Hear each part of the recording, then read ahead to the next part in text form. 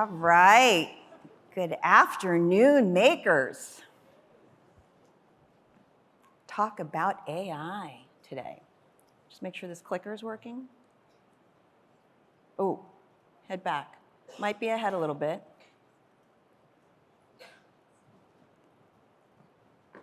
All right. I think I don't have my starting slide, guys.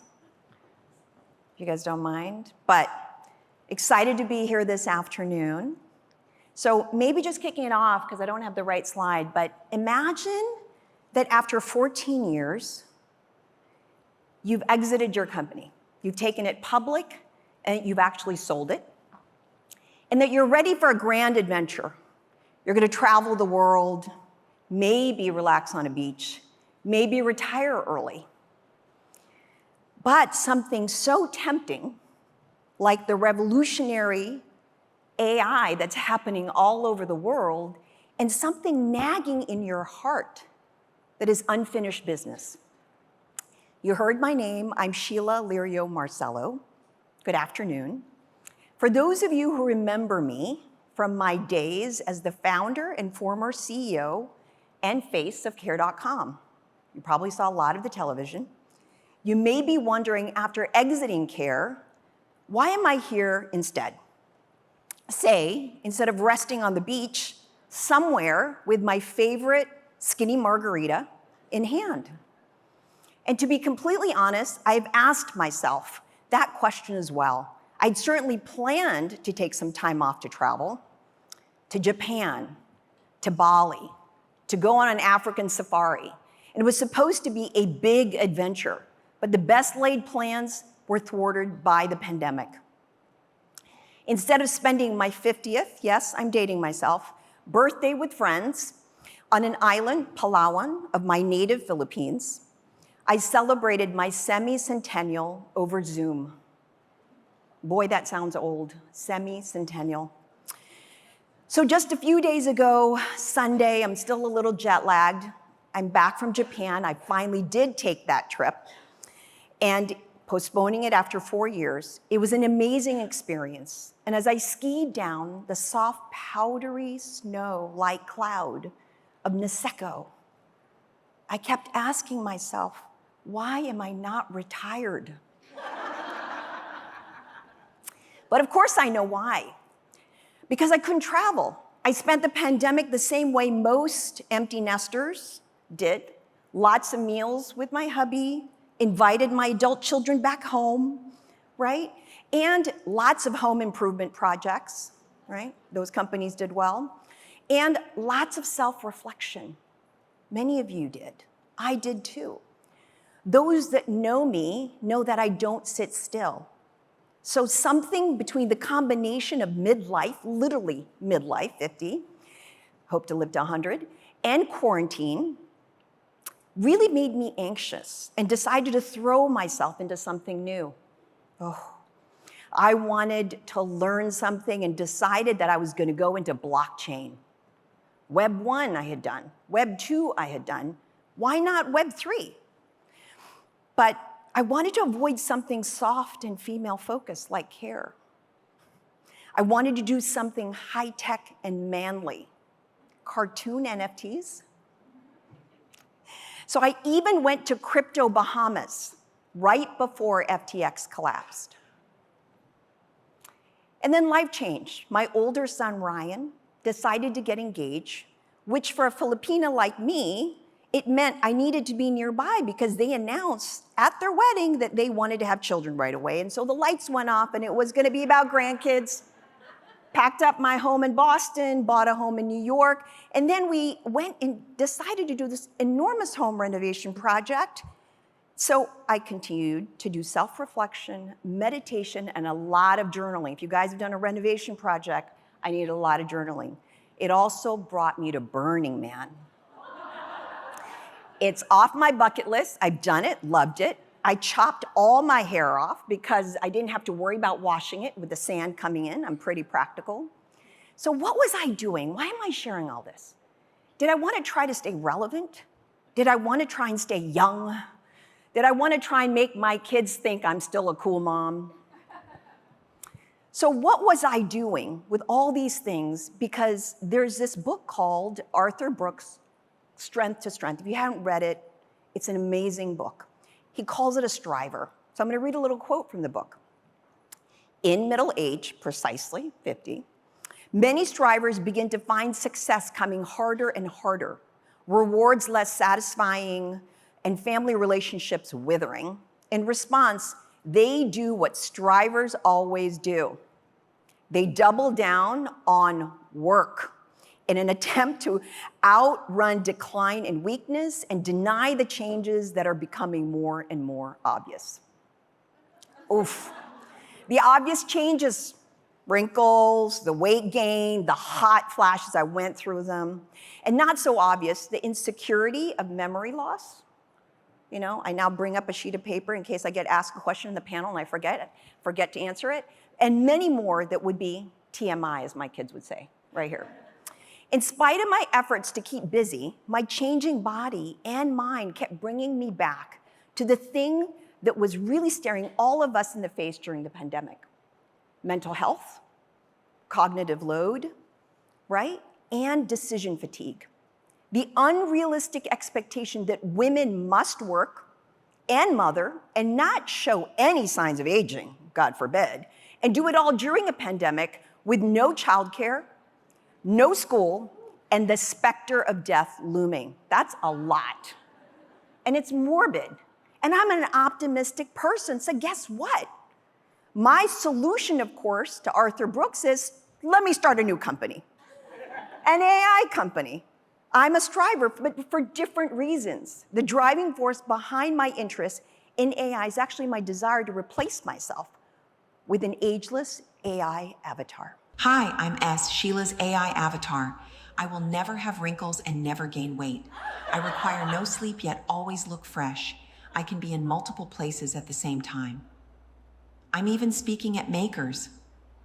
I'm never upset or hormonal and never snap at my kids or husband. I'm perfect. And it only took thousands of engineers and the whole history of human knowledge to finally create the ideal woman.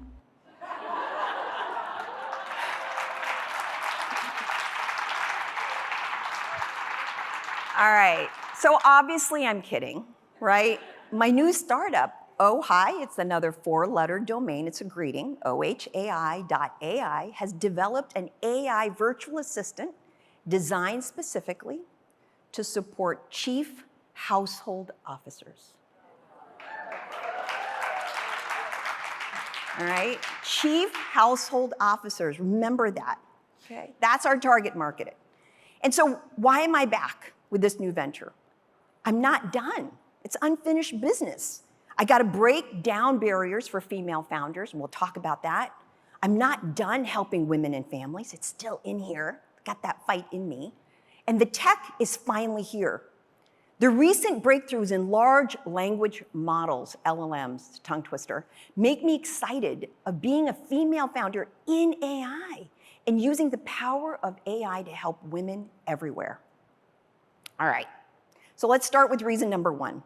Though I know I'm dating myself sharing this, I've had many friends introduce me to some young entrepreneurs, often female founders that I advise, that they call me the OG of female founders. And the reason for that is 10 years ago, I was one of the first makers. 2014, when I had just taken the company public. So I'm gonna actually play a clip from my makers video 10 years ago.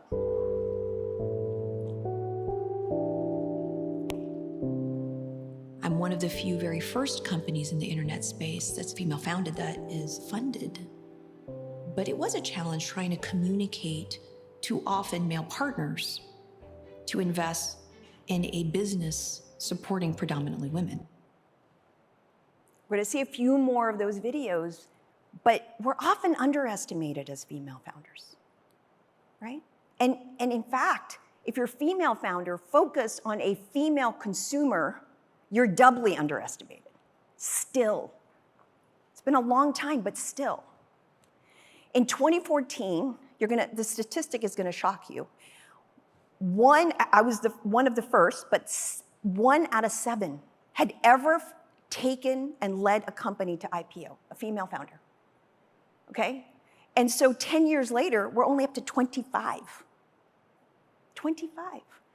Gemma Allen at Forbes just recently covered me in an interview, and I didn't know this. She taught me this statistic. 6,117 companies have gone public since 2000.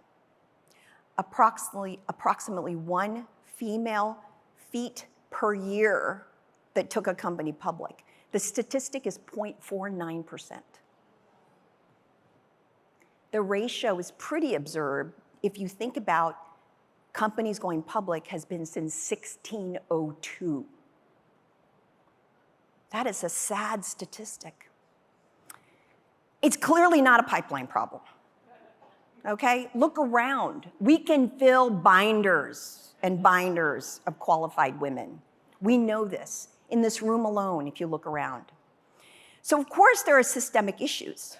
And there are so many amazing women and organizations that I advise, that I support. There's a dearth of women on boards. I'm an advisor to him for her. There's a dearth of women in venture capital, what they're doing at Allraise, and helping women climb the corporate ladder. I co-founded a company called Landit, lots of different solutions.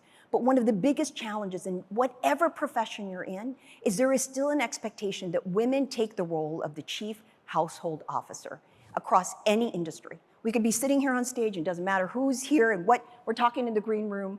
The overlap of the problem of the expectation from women is the same in any industry, in any job. I know this all too well at the Days at Care. Care is the work that makes all work possible. On average, American women spend 4.5 hours per day on unpaid labor at home. Men, 2.8 hours. If our workday is 8 hours, that's a third unpaid. Let me repeat that. If we work 8 hours, that's a third unpaid. And that means if you think about the persistent pay gap already that exists for the 8 hours that we're paid, even more so.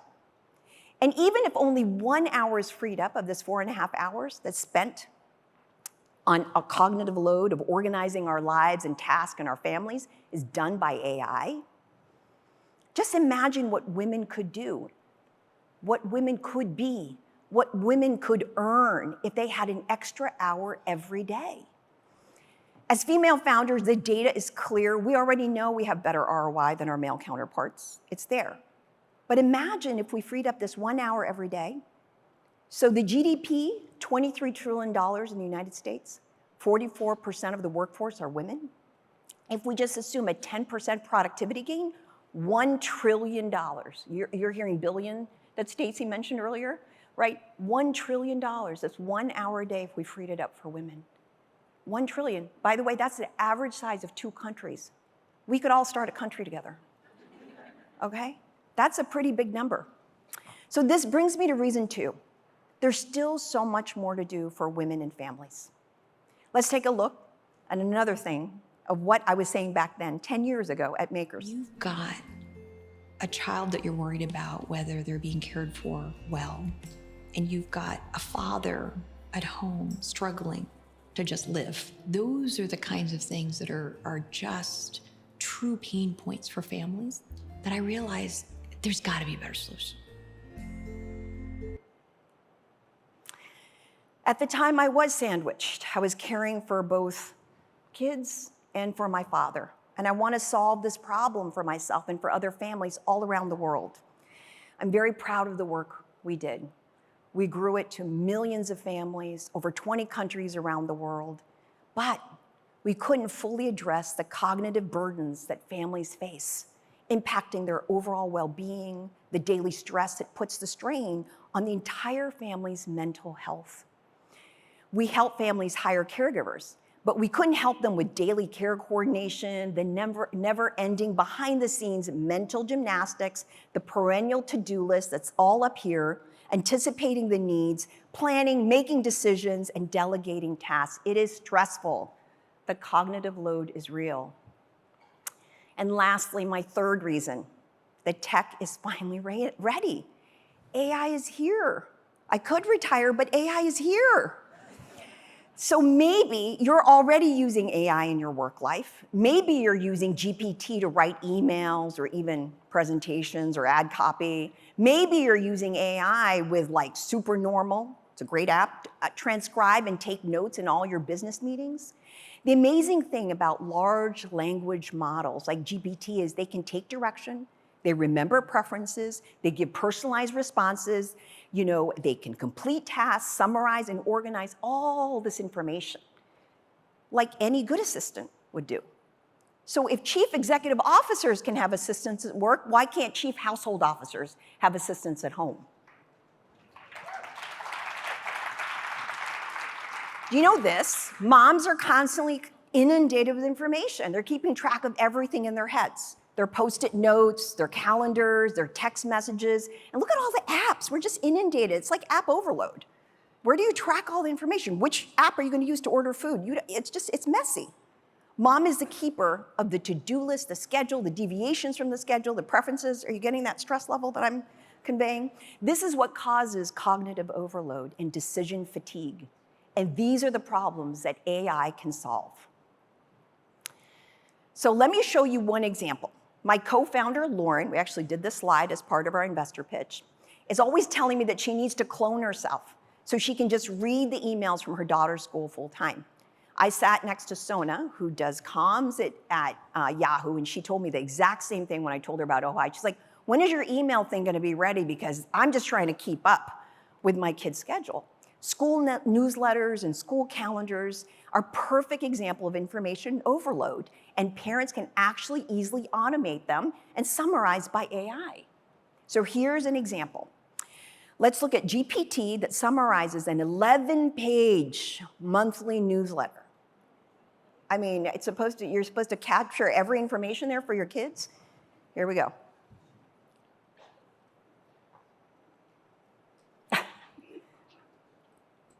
I don't know that schools really think about this, of how much information there is that families get. It's a real newsletter.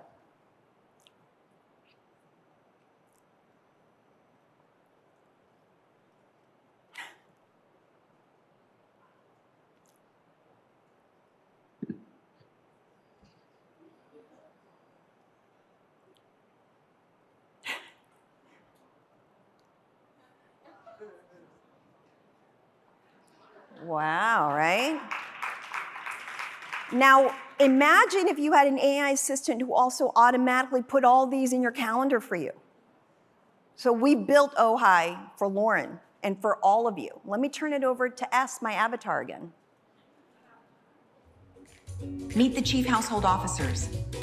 They cook, they clean, they care. They spend about 4.5 hours on unpaid labor daily. They're the masters of multitasking, but nobody's perfect.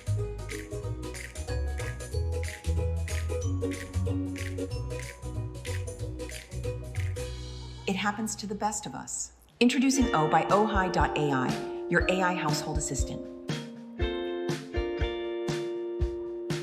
O manages your calendar. O scans emails for important dates. O books appointments. O coordinates your family tasks. O nudges you with reminders. O prepares you for your day. Led by industry experts and busy chief household officers, meet O and get organized at Ohai.ai.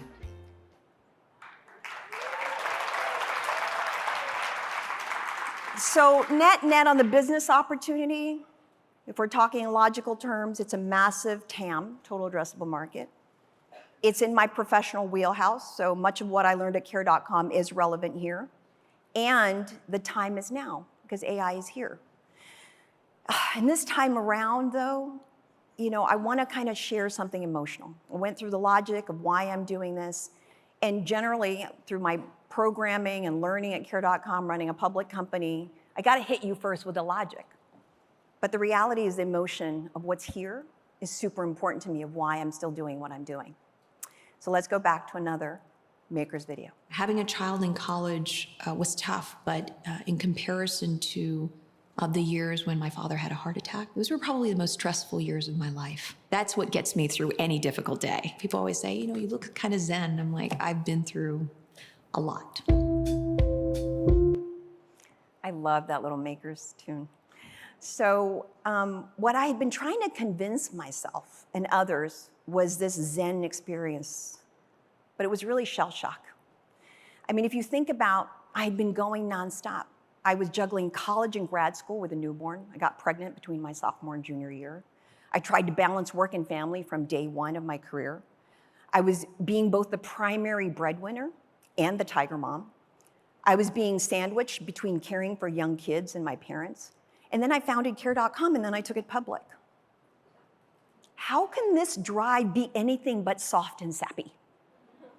I was driven by what was in my heart and living a purpose-driven life, but yes, it was so effing hard.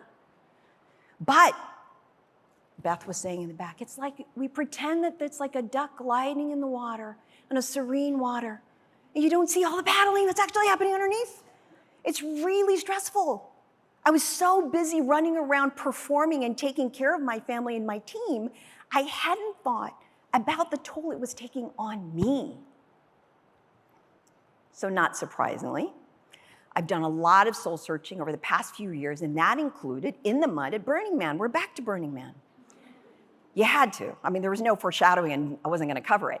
The magic of playa is real, and the sun from sunset to sunrise. So come with me for a second. It's like a video game, okay?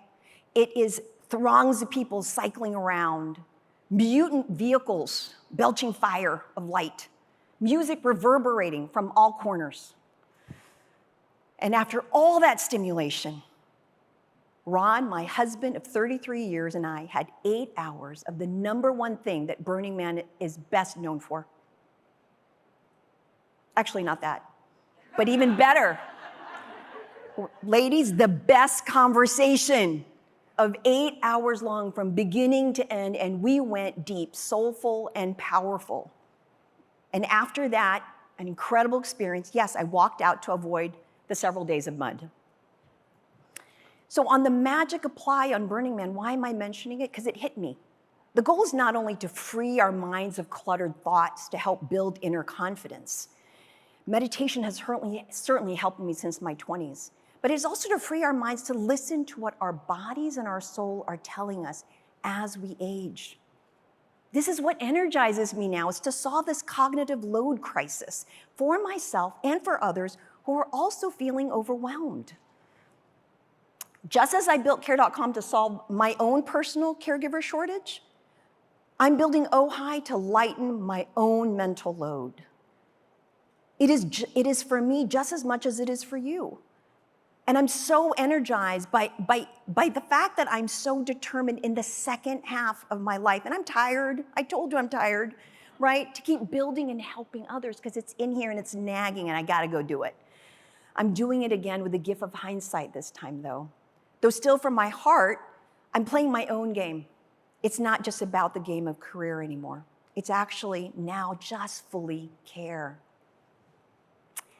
So AI can certainly increase productivity so we can do more. But as women, do we want to do more or do we want to be more? And do we want to earn more? So don't just think of AI as a way to save time so you could do even more chores and tasks. We need to think about AI as decluttering our minds and improve our mental health, be happier, be healthier, and create more time for you to be present for yourself and your family. Think of AI, this is a great one, to clear both of your thoughts and your schedule for your perennial to-do list so you can come up with big ideas. And you can do the power moves that our male colleagues do all the time because they can free their minds because they don't have to think about the to-do list. They have the freedom to do that. So let me be clear. I will never be perfect like my AI avatar S. And S can never truly replace me and all my human experiences and insights and desires and flaws in my deep 8-hour-long soulful conversations on the playa. I don't think of AI as something that will replace us, but rather that it will help sustain us. So back in 2011, women were told to lean in and that one of the most important career choices was choosing a partner who could support our ambition. I'm here to tell you today that we are all about entering a relationship with a new supportive partner, AI. How can we leverage AI technology not only for productivity, but also for equity? So we let the men continue to focus on increasing productivity with AI. Why don't we use the ultimate hack of actually using AI for productivity in the home? Where caring for our families is the work that makes all work possible to free up our time. How can I possibly retire with all of this still, my fighting spirit and my desire to solve these problems? So imagine the future. At my next Makers, 10 years from now again, there'll be a lot of female founders in AI solving lots of issues for all of us here in this room. And perhaps some of you will free up your time, come join me and have fun at Burning Man. And perhaps some of you will do your second rodeo and not retire. Join me in this revolution that can change and help women. And when we help women, we help all. Thank you.